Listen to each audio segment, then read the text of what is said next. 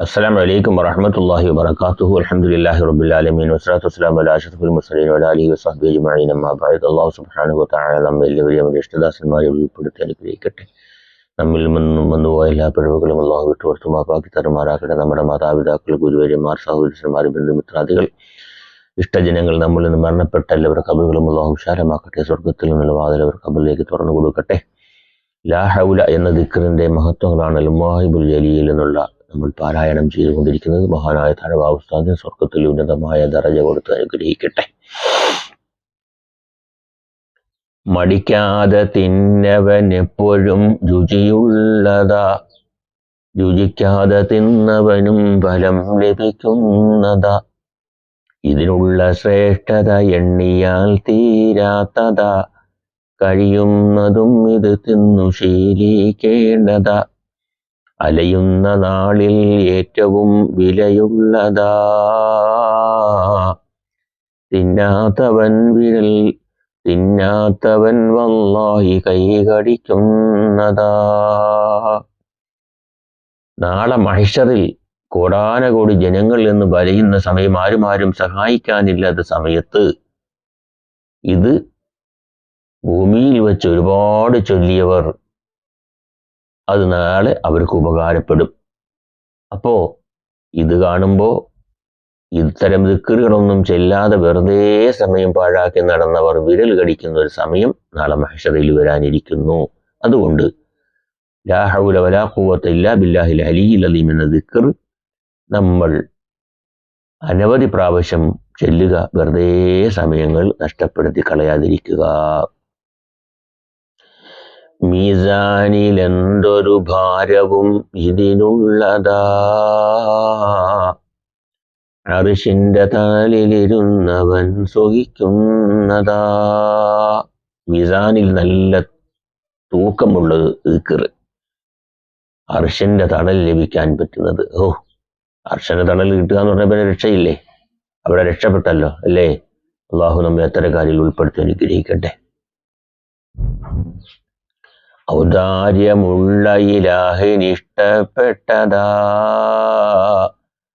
അതിനുള്ള കൂലി ലഭിച്ചു കൺകുളിർക്കുന്നതാ. ഹദീറത്തുൽ ഖുദ്സിൽ അവൻ ക്ഷണിക്കുന്നതാ, അതിവേഗമിൽ പായുന്ന ഖൈലിതിനുള്ളതാ. ഹദീറത്തുൽ ഖുദ്സ് എന്ന് പറയുന്ന പ്രത്യേകമായ ഒരു സ്ഥലമുണ്ട്.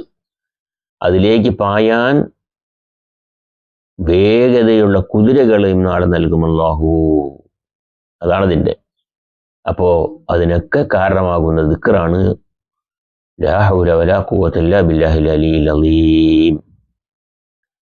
റിളുവാനവർക്കതിൽ സ്വാഗതം നൽകുന്നതാ, പൊന്നിന്റെ സീറ്റിലിരുത്തുവാൻ അരുളുന്നതാ.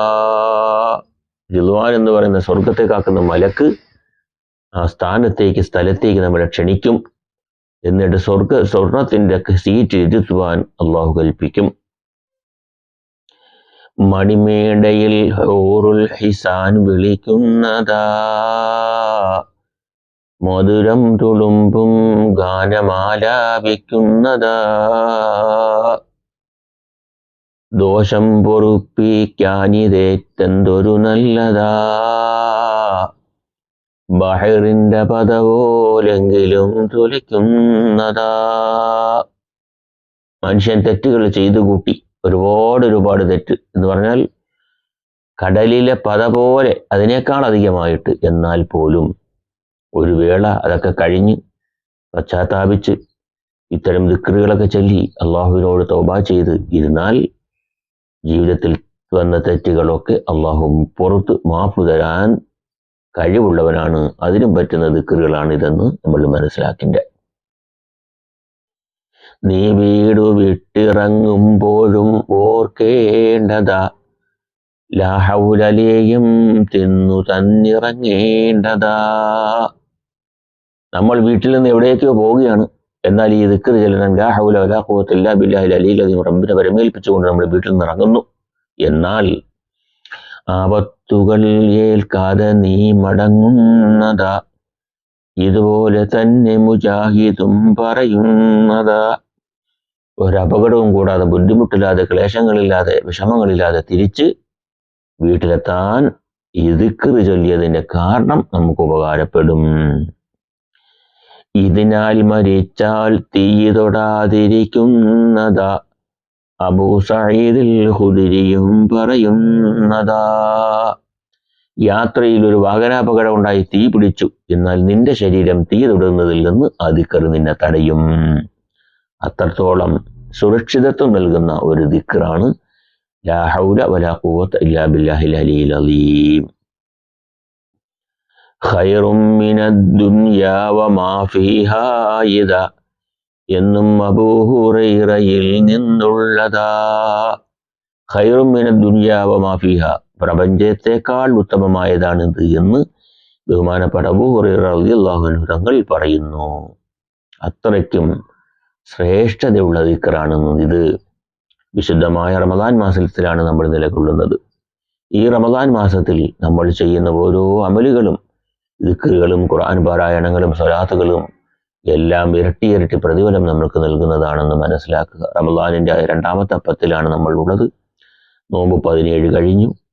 നല്ല ദിവസങ്ങളിലാണുള്ളത്.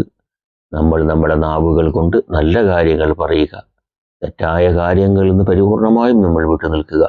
ഗീബത്ത്, നമീമത്ത്, കുറ്റങ്ങൾ, കുറവുകൾ, ചീത്ത വാക്കുകൾ പറയുന്നതിൽ നിന്ന് പരിപൂർണമായി ഒഴിഞ്ഞു നിന്ന് അള്ളാഹുവിലേക്ക്, അവന് വേണ്ടിയുള്ള ഇബാദത്തുകൾ നമ്മൾ ചെയ്യുക. ഖുർആൻ പാരായണം നടത്തുക, ദിക്റുകൾ ചൊല്ലുക, സ്വലാത്തുകൾ ഓതുക, അതുപോലെ തന്നെ നല്ല കാര്യങ്ങൾ പറയുക. റമദാൻ മാസത്തിന്റെ രണ്ടാമത്തെ പത്തിലാണ് നമ്മളുള്ളത്.